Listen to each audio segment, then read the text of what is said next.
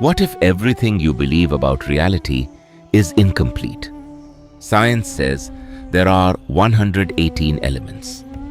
But an ancient system claims everything in existence comes from just 25. Not just matter, but your thoughts, your identity, your consciousness.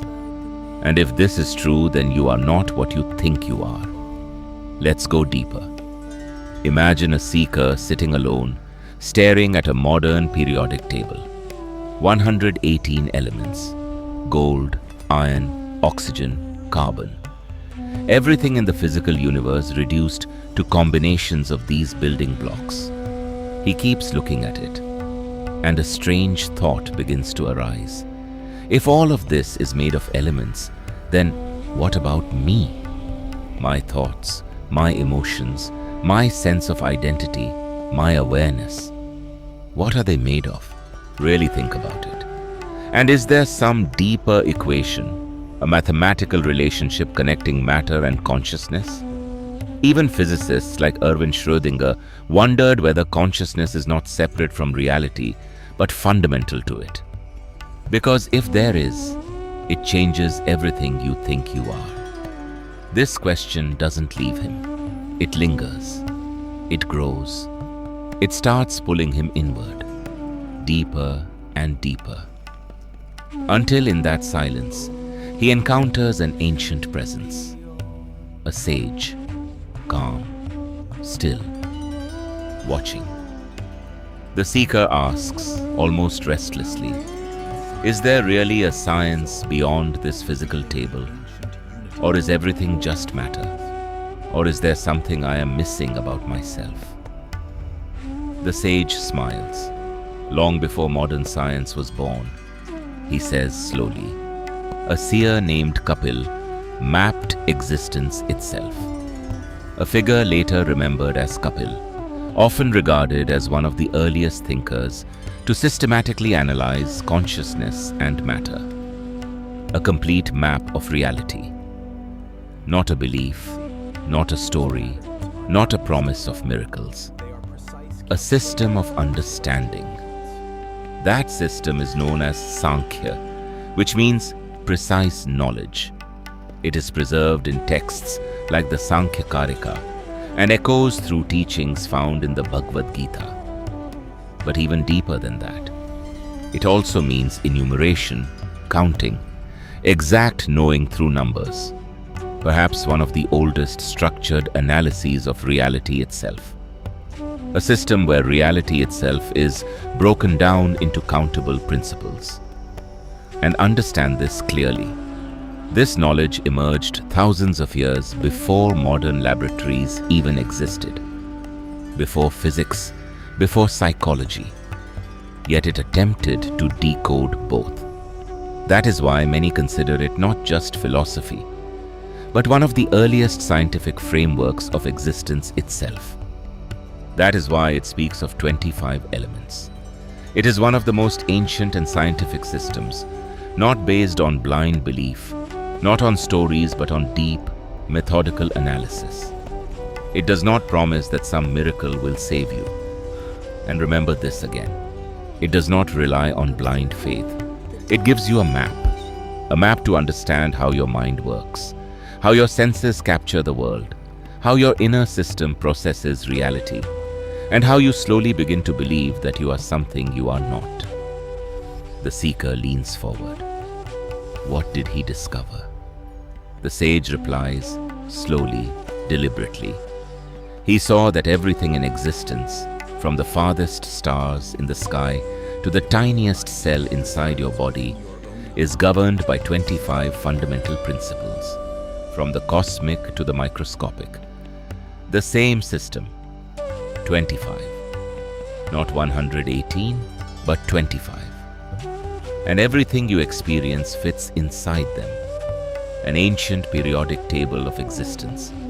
And remember this, these 25 elements are not just outside you. They are within you, and out of these. 24 belong to Prakriti, nature, and only one is Purush. And if you misunderstand that one, you misunderstand your entire existence. the observer, the witness. Out of these, 24 belong to nature, constantly changing, constantly moving, constantly transforming, like an endless dance, a mechanical, automatic dance, running on its own. And one is beyond all change. The seeker whispers, "What is that one?" The sage looks directly into his eyes. "That is you. Understand this carefully." The sage continues. "This is not philosophy in the usual sense. This is a map of the machine you are living in. And the real question is, are you the owner of this machine or just one of its parts?" Because most people never question this and spend their entire lives inside the confusion. Feel that tension.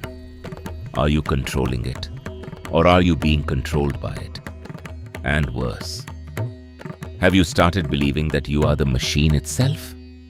In Sankhya, reality stands on two pillars, Purusha and Prakriti. Purusha is pure consciousness. It does not act, it does not change, it is not born, and it does not die. It simply observes. To understand this, the sage says, imagine a cinema screen. On it, everything happens. Joy, sorrow, war, love. But the screen itself remains untouched. No matter what plays on it, it never changes.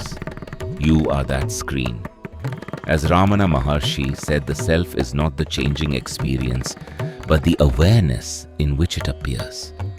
But you have been trained to believe you are the movie. You are that light, not the movie, the screen. The seeker feels something shift, but confusion remains. And what is Prakriti? The sage replies, Prakriti is everything that can be experienced. Your body, your brain, your thoughts, your emotions, your memories, even your intellect.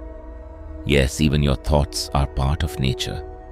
It is the entire machinery, the full system. A mechanical system running automatically. Like hardware, software, processes, all running continuously. Your senses are input devices. Your actions are output devices. And your mind is the manager, constantly processing, comparing, doing sankalp vikalp, choosing, doubting, deciding, and slowly building your identity. And here is the paradox. Prakriti is inert, unconscious, but at the same time, it is unbelievably active, constantly moving, changing, dancing, a silent system running endlessly. The seeker frowns. If consciousness does nothing and nature knows nothing, then how is anything happening at all? Even today, debates in philosophy of mind continue to struggle with this exact question. This is where the real mystery begins. Known in modern thought as the hard problem of consciousness, a term popularized by David Chalmers. How does this entire universe function? The sage smiles. Now things get deeper. Imagine a forest on fire. Two men are trapped. One can see but cannot walk. The other can walk but cannot see. Alone, both will die. But together, they become complete. One provides direction, the other provides movement. This principle is known as Pangu and Nyay, the logic of the lame and the blind, in the same way. When consciousness comes close to nature, creation begins.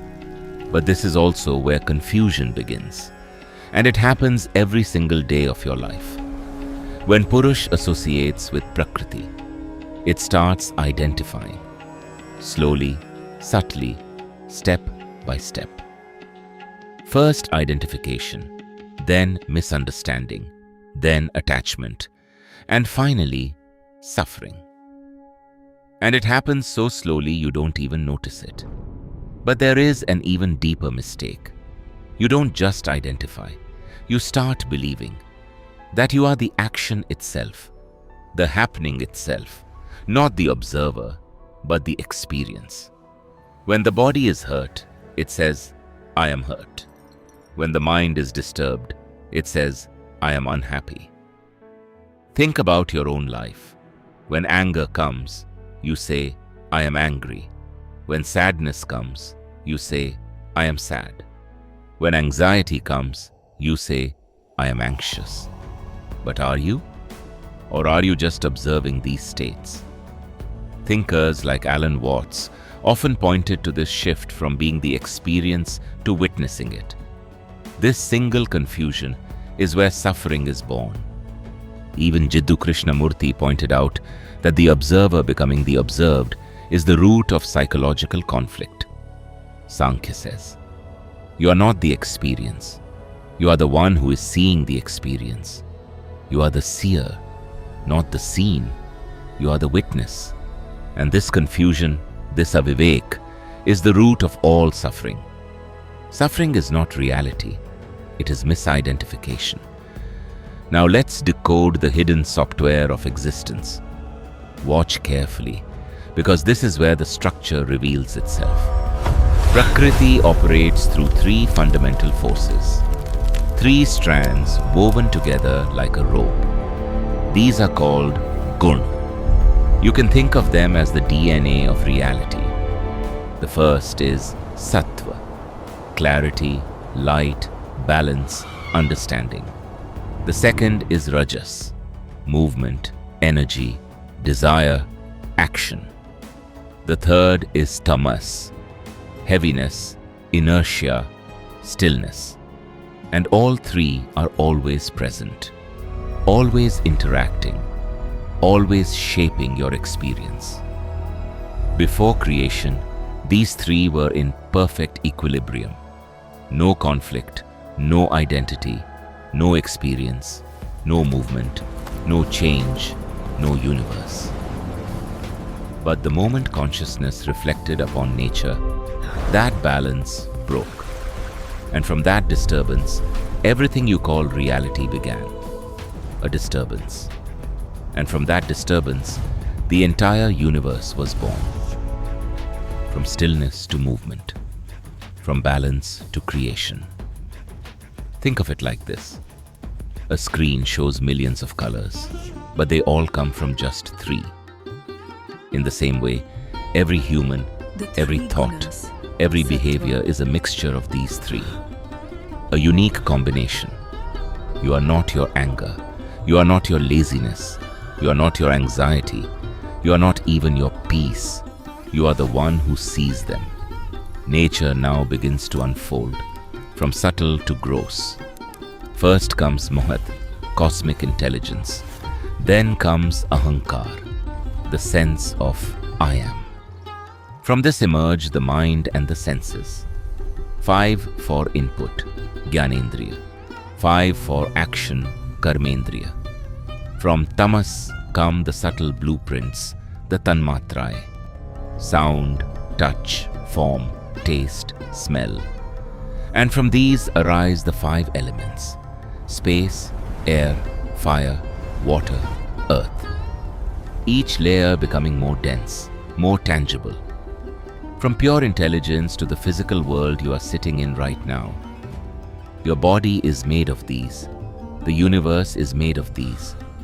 You are a microcosm of the whole. Then why do you suffer? Not because of reality, but because of misidentification. Because you mistake the reflection for yourself. Like a clear crystal appearing colored by a pink lotus placed behind it. The crystal never changes, but appears to. You are that crystal, but you keep mistaking the color for yourself. Pure, unchanged. But you identify with what is reflected. This is the illusion. This is the root of suffering, not reality, but misidentification. You are not becoming free. You were never bound. Detachment is not withdrawal. It is clarity. Even today, you attach yourself to identity, to roles, to validation, and forget your true nature. As long as you identify, the dance continues. But it stops for the one who sees clearly. This clarity is Viveka. And when that clarity is complete, there is Kaivalya, absolute freedom, not after death, but here, now. And remember, no external force will save you. Understanding alone liberates you, as also reflected in works like The Power of Now, where awareness itself is described as the doorway to freedom. Not belief, not rituals, not time. You are not the machine. You are the consciousness. The seeker opens his eyes, and everything changes. If something in this made you pause, don't ignore it. Comment, "I am the witness," if you understood this even slightly. And subscribe, because this is just the beginning.